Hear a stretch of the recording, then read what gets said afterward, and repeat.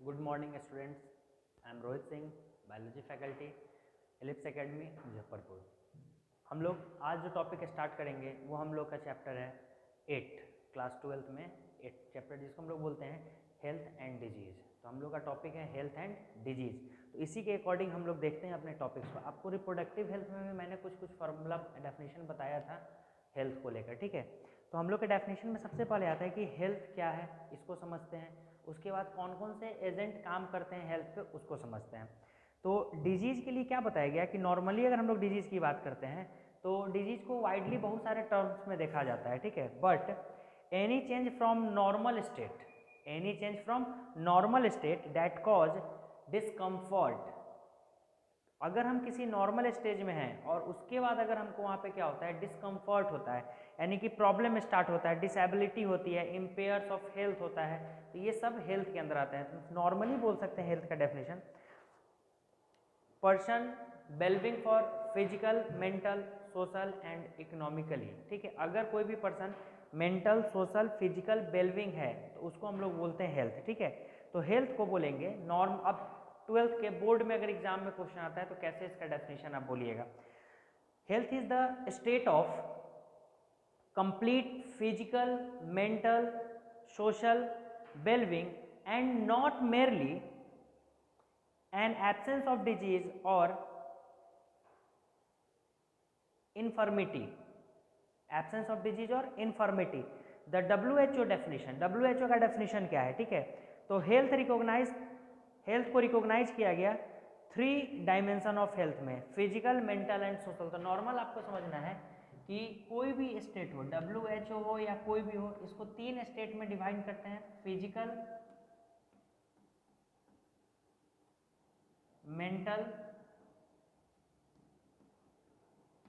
And social wellbeing में। इसको physical, mental and social wellbeing, ये 3 स्टेट होना जरूरी है किसके लिए, हेल्थ के लिए। इसको WHO ने भी बताया और डेफिनेशन यही आता ही है इसका निकल के। तो अब नॉर्मली जो हेल्थ है, तो हेल्दी पीपल और डिजीज दोनों में डिफरेंस कैसे है देखना है कि एज फॉर एग्जाम्पल कोई हेल्दी है तो उसको डिजीज नहीं होना चाहिए, ठीक है। हेल्दी पर्सन अगर है तो उसको डिजीज नहीं होना चाहिए, अगर डिजीज हो गया तो फिर हम उसको हेल्दी नहीं बोलेंगे, ठीक है। तो हेल्थ और डिजीज के अकॉर्डिंग देखते हैं कि डिजीज में कौन कौन से एजेंट काम करते हैं। Disease agent, disease agent, disease में कौन कौन से एजेंट, मतलब किस तरीके से एजेंट काम करते हैं, ठीक है। तो अगर हम लोग डिजीज एजेंट की बात करते हैं तो हम देखते हैं पॉइंट हम लोगों का है कि नॉर्मली अगर बात करेंगे तो disease agent is a factor which cause disease by its excess और डिफिशियंसी और एब्सेंस। मतलब कि ये कोई एक फैक्टर होगा जो एक्सेस, एब्सेंस या डिफिशियंसी के कारण डिजीज कॉज करेगा, तो इसीलिए हम लोग उसको डिजीज एजेंट बोलते हैं। तो वो हम लोग का कौन कौन सा है, तो 5 टाइप्स में हम लोग इसको डिवाइड करते हैं डिजीज एजेंट को, 5 टाइप्स, 5 टाइप्स में इसको हम लोग डिवाइड करते हैं, ठीक है। पहला जो हम लोग का वो है बायोलॉजिकल एजेंट। फर्स्ट क्या हम लोग का, biological agent.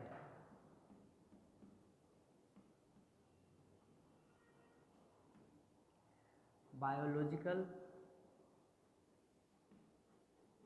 Agent, first is your biological agent, second is your nutrient agent,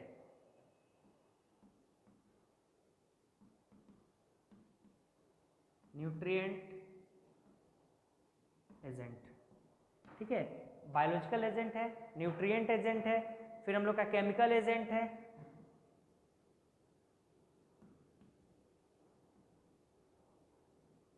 ठीक है, केमिकल एजेंट। उसके बाद हम लोग का है एक्सोजीनस एजेंट, ठीक है। एक्सोजीनस में हम लोग इसमें देखेंगे, इसमें फिजिकल एजेंट भी देखेंगे, ठीक है। तो केमिकल एजेंट के बाद हम लोग का जो नाम आता है वो हमारे पास है फिजिकल एजेंट। कौन है, फिजिकल एजेंट, फिजिकल एजेंट, ठीक है, फिजिकल एजेंट। उसके बाद हमारे पास है mechanical agent, 5th number, mechanical agent, ठीक है। टोटल 5 एजेंट है जो डिजीज कॉज कराते हैं, ठीक है। अब एक एजेंट जो है, जैसे डिफिशियंसी एंड एक्सेस के कारण भी होता है, तो इसको हम लोग 6th पार्ट में डाल देते हैं, deficiency and excess of substance, deficiency and excess of substance के कारण भी होता है। तो ये 5 जो है वो एजेंट है और इसको हम लोग अलग से पढ़ेंगे डिफिशियंसी और एक्सेस के कारण। जैसे बॉडी में प्रोटीन का अमाउंट बढ़ गया, उससे भी डिजीज हो सकता है, बॉडी में प्रोटीन का अमाउंट घट गया, उससे भी डिजीज हो सकता है। तो सबसे पहले बात करते हैं बायोलॉजिकल एजेंट की, ठीक है। तो बायोलॉजिकल एजेंट क्या है? बायोलॉजिकल एजेंट की जब आप बात कर रहे हैं तो देखोगे बायोलॉजिकल एजेंट के लिए, biological agent these include virus, bacteria, fungi, protozoan, मतलब कि वायरस, बैक्टीरिया, फंगी, प्रोटोजोअन, ये सारे के सारे आ जाएंगे, मतलब ऑल पैथोजेंस, जितने सारे भी पैथोजेंस है। आप जो है लेक्चर को सुनेंगे और फिर उसको लिखेंगे भी, ठीक है। तो एक बार मैं सारे का डेफिनेशन बोल देता हूँ ताकि एग्जाम में अगर आपको आए तो कैसे लिखना है। तो फर्स्ट इज बायोलॉजिकल एजेंट, ठीक है, ध्यान से सुनते चलिएगा। बायोलॉजिकल एजेंट के लिए क्या पॉइंट हमारे पास, बायोलॉजिकल एजेंट, ठीक है। These include virus, bacteria, fungi, protozoan, helminths and orthopoda. The biological agent are called pathogen. Second is your nutrient agent. These comprise food components such as carbohydrate, fat, protein, mineral, vitamin and water. Carbohydrate की कमी से या कोई भी हम लोग का जो न्यूट्रिएंट्स है उसके कारण अगर हो रहा है तो हमारा न्यूट्रिएंट एजेंट है। Third is your chemical agent. Chemical agent को फर्दर हम लोग 2 पार्ट में डिवाइड कर देते हैं, ठीक है। 2 पार्ट इसका है, endogenous and exogenous. Chemical agent को 2 पार्ट में डिवाइड करते हैं, एक्सोजीनस एंड इंडोजिनस, ठीक है। इसको 2 पार्ट में डिवाइड किया गया। इंडो का मतलब आपको पता है अंदर और आउट। एक्सो का मतलब आउट होता है और इंडो का मतलब इन होता है, मतलब इनसाइड एंड आउटसाइड, ठीक है। तो एक्सोजिनस में देखिएगा, दीज एक्सोजिनस, ठीक है, these enter the body from outside by inhalation, ingestion,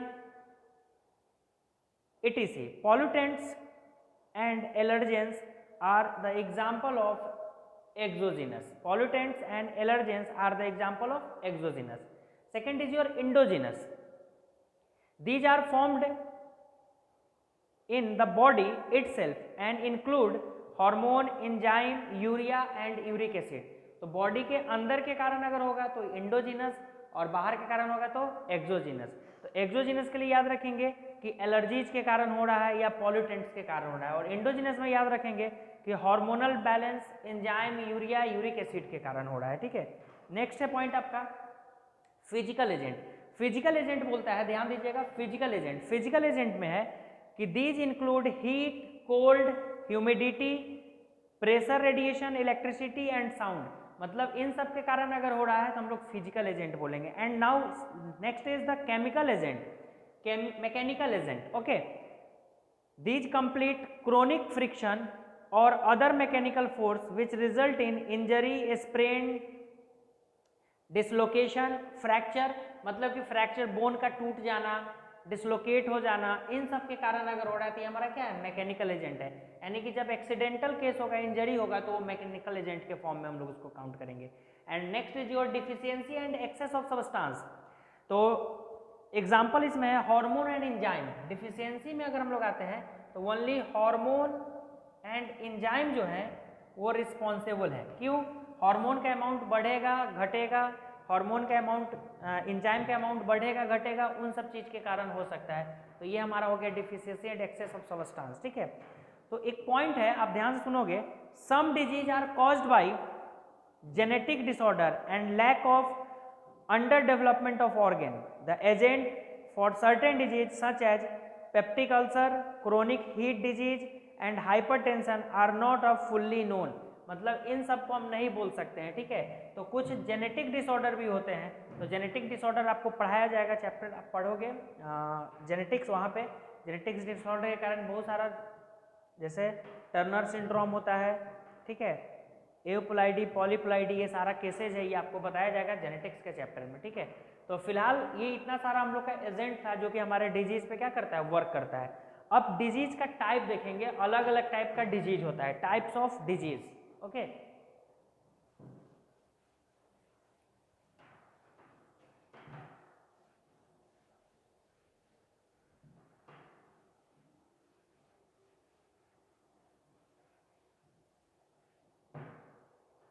types of disease हम लोग देखते हैं यहां से।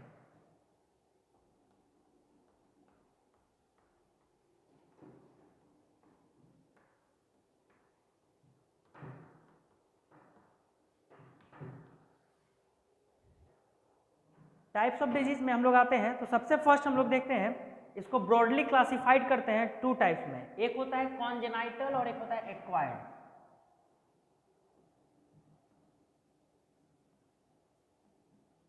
Congenital and acquired. लेक्चर को ध्यान से सुनेंगे, ठीक है, क्योंकि इतना हम लोग अभी लाइव क्लास में, मतलब ऑनलाइन क्लास में इतना लिखना मुश्किल है बोर्ड पे, टाइम किलिंग है, इसलिए बात को ध्यान से सुनेंगे और नोट डाउन भी करेंगे जब आप अपना इसको दोबारा रिपीट करते रहेंगे।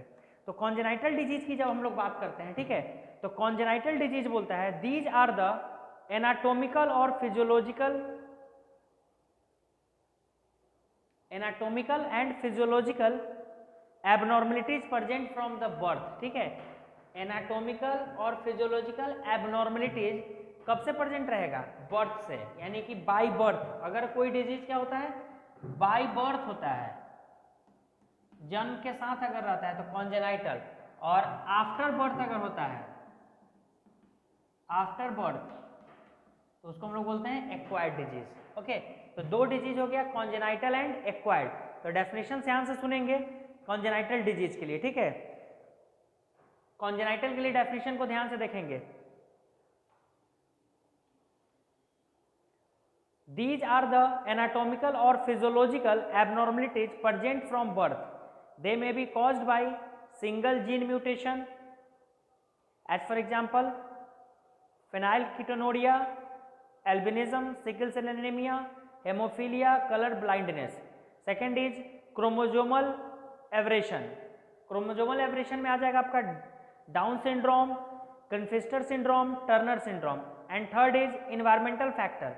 इन्वायरमेंटल फैक्टर में आ जाएगा क्लेफ्ट प्लेट, हैपेरेल। Unlike the gene and chromosome include congenital defect, environmentally caused abnormalities are not transmitted to the children. और इन्वायरमेंट के थ्रू होने वाले डिजीज चिल्ड्रन में ट्रांसमिट नहीं भी हो सकते हैं। तो बाय बर्थ अगर कोई डिजीज होता है तो वो है कॉन्जेनाइटल, ठीक है। एक्वायर्ड क्या बोलता है, this disease developed after birth, जो बर्थ के बाद डेवलप करता है वो हम लोग का होता है एक्वायर्ड, यानी कि इसको हम लोग एक्वायर्ड डिजीज बोलते हैं। इसमें हमारा आ जाता है ये कॉज किस किस से होगा, तो वायरस से हो सकता है, बैक्टीरिया से हो सकता है, फंगी से हो सकता है। दैट मीन्स बोल सकते हैं कि पैथोजेन से ये हो सकता है। कैसे हो सकता है, पैथोजेन से हो सकता है, पैथोजेन के थ्रू ये आएगा। तो ये आफ्टर बर्थ हो गया, इसलिए हम लोग इसको बोलेंगे एक्वायर्ड डिजीज। अब एक्वायर्ड को डिवाइड कर दिया गया दो पार्ट में, communicable and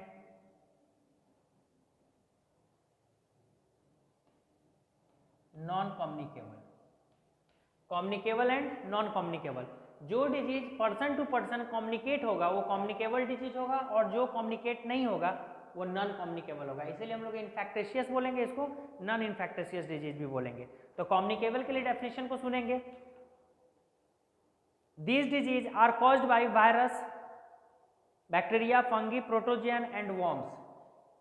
these disease caused by pathogens, communicable disease. Non communicable जिसको हम लोग नॉन इन्फेक्टिशियस डिजीज बोलते हैं, these disease remain confined to the person who developed them and do not spread to the other. The non communicable disease are four kind. ये एक person से दूसरे person में शेयर नहीं हो सकता है, इसीलिए नॉन कम्युनिकेबल को चार पार्ट्स में डिवाइड किया गया, बताया गया यहाँ पे। चार पार्ट है, एक है ऑर्गेनिक डिजीज जिसको हम लोग बोलते हैं डीजेनरेटिव डिजीज, तो इसको चार पार्ट में डिवाइड किया गया। एक है ऑर्गेनिक, इसको हम लोग दूसरा बोलते हैं डीजेनरेटिव,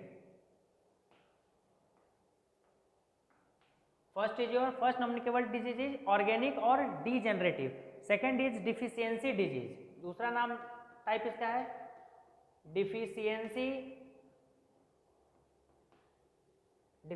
डिजीज, ठीक है। थर्ड है इसका एलर्जीज एंड फोर्थ है कैंसर,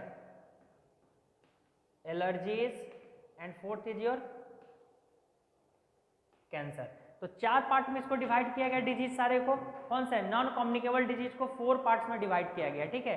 इस 4 पार्ट्स में हमारे पास पॉइंट है, फर्स्ट है ऑर्गेनिक और डीजेनरेटिव डिजीज। ऑर्गेनिक और डीजेनरेटिव की बात अगर करते हैं हम लोग तो हमारे पास है the disease are due to malfunctioning of some of the important organ. ये डिजीज जो है वो माल फंक्शनिंग के कारण होता है, ठीक है, कुछ ऑर्गेन के, यानी कि एक साथ बहुत सारा ऑर्गेन जो है वो वर्क करना क्या कर दिया, बंद कर दिया।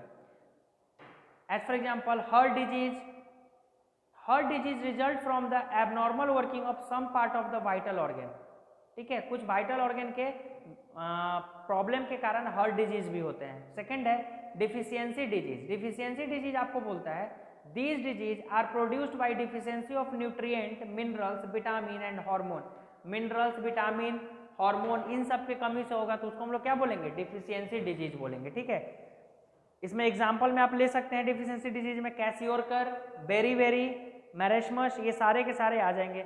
नेक्स्ट है allergies, third is your allergies, ठीक है। एलर्जीज बोलता है these disease are caused when the body which has become hyper sensitive to certain foreign substance. Body जो है कुछ फॉरेन सबस्टांस के लिए हाइपर सेंसिटिव होता है तो उसको हम लोग बोलते हैं एलर्जीज के केस में लेते हैं, ठीक है। एज फॉर एग्जांपल अगर हम लोग बात करते हैं जैसे हे फीवर, एलर्जी के केस में आएंगे हे फीवर, ये हे फीवर जो है ये एलर्जिक डिजीज है, ठीक है। तो ऑर्गेन डिजेनरेटिव में क्या बोला कि ऑर्गेन हमारा जो है वो वर्क करना बंद कर देगा, यानी कि जो इंटरनल ऑर्गेन है, वाइटल ऑर्गेन है, उसमें माल फंक्शनिंग होने लगेगा। डिफिशियंसी डिजीज हुआ बॉडी के अंदर जो भी न्यूट्रिएंट्स है उसका डिफिशियंसी हो जाना, वो हम लोग आ जाएगा डिफिशियंसी में। एलर्जीज में हो जाएगा कि बॉडी हमारा हाइपर सेंसिटिव हो जाएगा किसी भी सबस्टांस या किसी भी मटेरियल को लेकर, ठीक है। And last is your cancer. Cancer के लिए आएंगे तो this is caused by uncontrolled growth of certain tissue in the body, uncontrolled growth of certain tissue in the body. तो कैंसर जो होगा अनकंट्रोल्ड ग्रोथ होता है, तो 2 तरीके से होता है, एक कैंसर जो होता है मेलाइग्नेटेड होता है और एक नॉन मेलाइग्नेटेड होता है। तो आगे कैंसर जब पढ़ेंगे वहां पे आपको इसके बारे में बताते हैं, ठीक है। अब हम लोग आते हैं कम्युनिकेबल डिजीज के पास पहुंचते हैं, ठीक है। कैसे कैसे कम्युनिकेबल डिजीज हो सकता है और उसका किस तरीके से वर्क होता है, ठीक है। फिलहाल अभी तक जो बताया गया वो आपके समझ में आ रहा होगा। लेक्चर को सिर्फ ध्यान से सुनेंगे तो सारा कुछ आपके पास आएगा और आप लिख भी सकते हैं। डेफिनेशन को हम डायरेक्ट आपको लिखवा दे रहे हैं, बोल रहे हैं, आप उसको नोट भी कर सकते हैं कॉपी में। अब देखो कम्युनिकेबल डिजीज हम लोग हेडिंग देते हैं,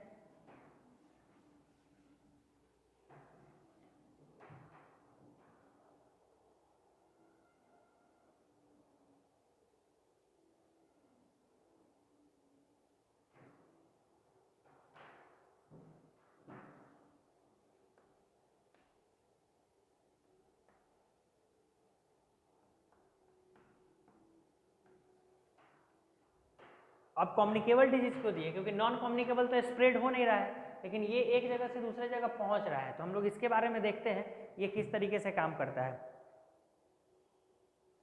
अब देखिए जैसी बात करेंगे कम्युनिकेबल की तो ये सारे के सारे किसके थ्रू हो रहे हैं, पैथोजन के थ्रू हो रहे हैं, ठीक है।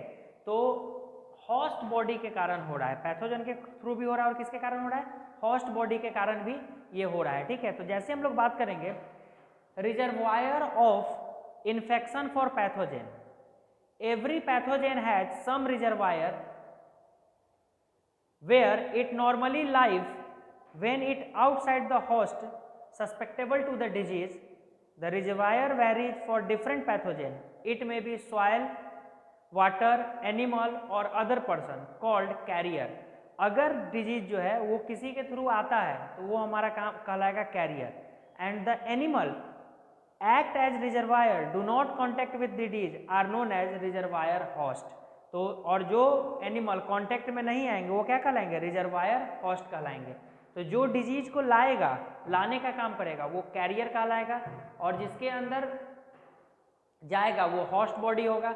लेकिन एक पॉइंट यहाँ क्या याद रखना है कि animal which act as reservoir do not contact the disease, मतलब कि रिजर्वायर की तरह काम करेगा लेकिन डिजीज में कॉन्टैक्ट नहीं होगा, वो हमारा क्या कहलाएगा, रिजर्वायर होस्ट कहलाएगा। मेन पॉइंट यहाँ पे देखना है ट्रांसमिशन ऑफ डिजीज, डिजीज का ट्रांसमिशन कैसे होता है, transmission of disease, transmission of disease, disease transmit कैसे करता है, ठीक है। तो पॉइंट वाइज है, इसको देखते चलते हैं। दो तरीके से ट्रांसमिट करेगा, एक डायरेक्ट ट्रांसमिट और एक इनडायरेक्ट ट्रांसमिट, ठीक है। एक डायरेक्ट ट्रांसमिट करेगा और एक इनडायरेक्ट ट्रांसमिट करेगा। तो देखेंगे, ध्यान दीजिएगा, the disease are transmitted from reservoir of infection to the healthy person in the following ways. The first is your direct transmission, and second is your indirect transmission. Direct transmission में अगर हम लोग आते हैं तो क्या बोलेंगे, डायरेक्ट ट्रांसमिशन को कैसे डिफाइन करेंगे, the pathogen of some disease reach the human body directly without intermediate agent, this can occur as under. अब बिना किसी पैथोजेन मतलब बिना किसी भी इंटरमीडिएट के पहुंचेगा, तो कैसे कैसे पहुंचेगा, contact with infected person, second droplet infection के थ्रू पहुंचेगा, third contact with soil, fourth animal bytes, fifth through placenta, ठीक है। ये 5 तरीके हैं, इस तरीके से ट्रांसमिशन हो सकता है। तो एक तो इन्फेक्टेड पर्सन के कॉन्टैक्ट में आने से हो सकता है, ठीक है। दूसरा स्प्रेड जो होगा आपका वो ड्रॉपलेट इन्फेक्शन के थ्रू हो सकता है, वाटर ड्रॉप, जैसे स्नीजिंग, कफिंग, खांसी किए इसमें ड्रॉपलेट निकला, छींके इसमें ड्रॉपलेट निकला, इसके थ्रू हो सकता है। थर्ड है आपका कांटेक्ट विथ सॉइल, सॉइल के कांटेक्ट में आने से भी हो सकता है, जैसे टेटनस जो है वो सॉइल के कांटेक्ट में आने से होता है। फोर्थ है आपका एनिमल बाइट्स, जानवर के काटने से हो सकता है, ठीक है। फिफ्थ है आपका प्लेसेंटल थ्रू प्लेसेंटा, ठीक है। प्लेसेंटा का आने का मतलब हुआ कि प्रेगनेंसी के थ्रू मदर से भी ये चीज ट्रांसमिट हो सकता है, ठीक है।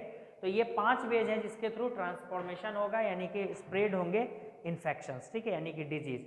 अब आते हैं, अगर बात करते हैं control with infected person, droplet infection, contact with soil, animal bite and through placenta के बाद तो इनडायरेक्ट ट्रांसमिशन है। तो इसको हम लोग क्या किए थे, 2 पार्ट में, एक डायरेक्ट ट्रांसमिशन और एक इनडायरेक्ट ट्रांसमिशन। इसमें 5 तरीके से काम हुआ, पर्सन से कांटेक्ट में आने में, सॉइल के कांटेक्ट में जाने से, एनिमल के बाइट करने से, ड्रॉपलेट के इन्फेक्शन ड्रॉपलेट के कारण और प्लेसेंटा मदर के कारण। अब इन सब के बाद जब इनडायरेक्ट में आते हैं तो इनडायरेक्ट में हमारे पास क्या है, इनडायरेक्ट ट्रांसमिशन कैसे होगा, तो इसका डेफिनेशन देखिएगा इनडायरेक्ट का, the pathogen of certain disease reach the human body through some intermediate agent, किसी भी इंटरमीडिएट एजेंट के थ्रू आएगा तब हम लोग इसको क्या बोलेंगे, इनडायरेक्ट ट्रांसमिशन बोलेंगे। अब इसमें जैसे ऑर्थोपोडा का नाम आपने सुना है, ठीक है। ऑर्थोपोडा जो है, ऑर्थोपोडा इंसेक्ट वाले को बोलते हैं, 11th क्लास में आपने पढ़ा होगा। तो पहला हो जाएगा ऑर्थोपोडा वेक्टर, मतलब इसमें कौन काम करेगा, वेक्टर जो है वो कौन है, ऑर्थोपोडा, मतलब जितने भी कीड़े मकोड़े हैं उनके काटने से होगा, ठीक है। तो ये ऑर्थोपोडा आ गया इसमें। ऑर्थोपोडा में अब आ गए, जैसे insect transmit disease in 2 different ways, insect 2 अलग अलग तरीके से डिजीज को ट्रांसमिट करता है। House fly carry causative organism of cholera, typhoid, dysentery, और कुछ जो है ब्लड सकिंग इंसेक्ट होते हैं उसके कारण भी, जैसे प्लेग होता है, टिस्टिस फ्लाई स्प्रेड होता है, ट्रांसमिट होता है। तो अलग अलग तरीके से इसका आता है, देखेंगे डिटेल्स में। नेक्स्ट है वेहिकल बॉर्न मेथड, ठीक है। वेहिकल बॉर्न मेथड क्या बोलता है, सेकंड आपका पार्ट है वेहिकल बॉर्न मेथड और एयर बॉर्न मेथड। सेकंड है आपका vehicle borne method, vehicle borne method, third है air borne, vehicle borne method और एयर बॉर्न मेथड, ठीक है। तो वेहिकल बॉर्न मेथड की तरफ आते हैं, तो वेहिकल बॉर्न मेथड आपका क्या बोलता है कि द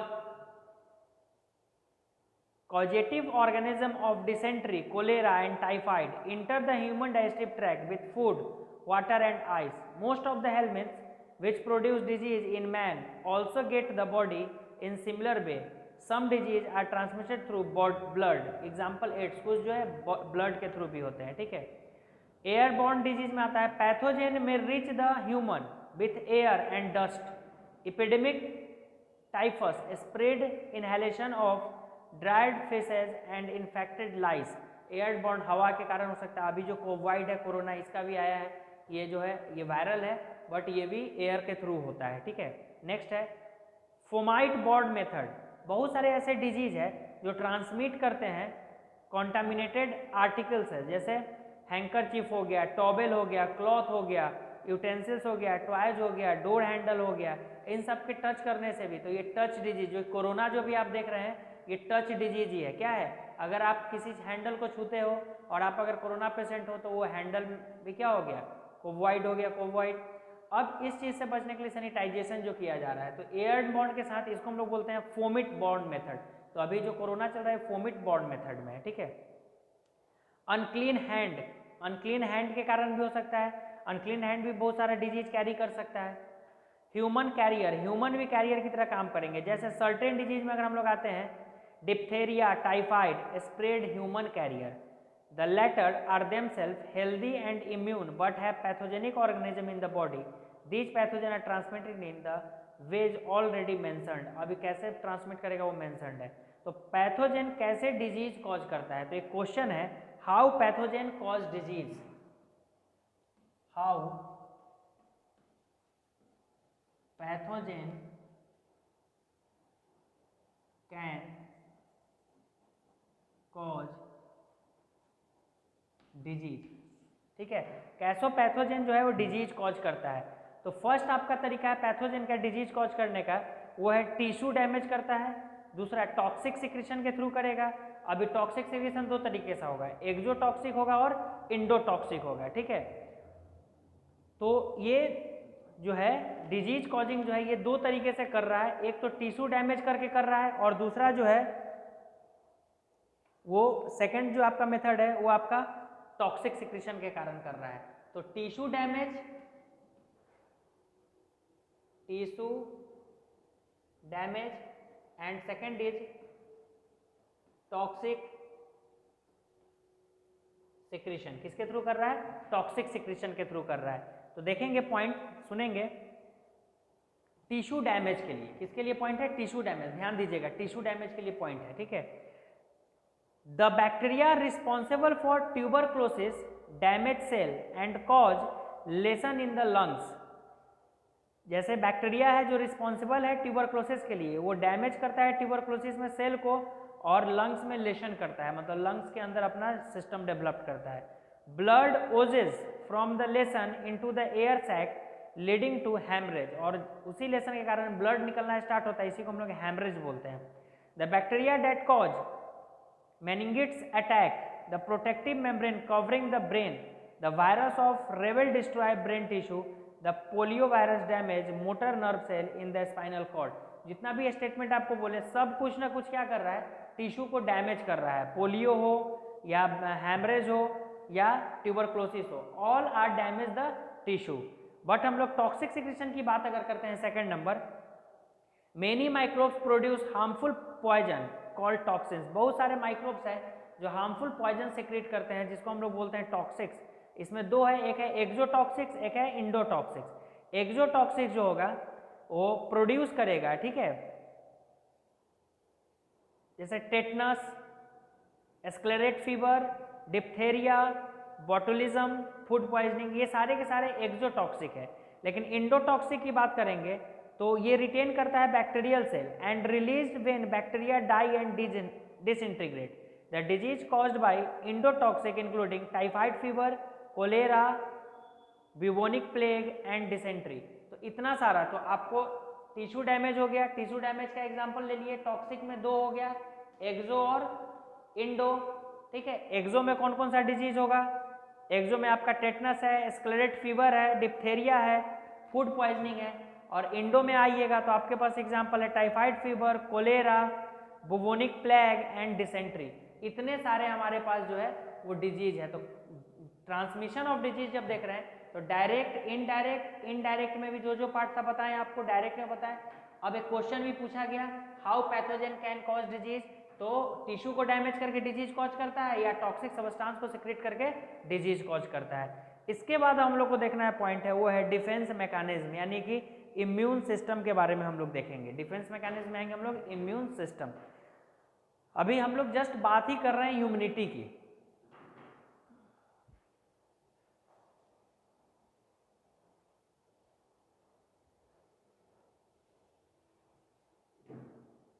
तो हम लोग डिफेंस मैकेनिज्म इम्यून सिस्टम को देखते हैं। तो हम लोग का नेक्स्ट टॉपिक है डिफेंस मैकेनिज्म, ठीक है। तो हम लोग नेक्स्ट क्लास में करते हैं डिफेंस मैकेनिज्म।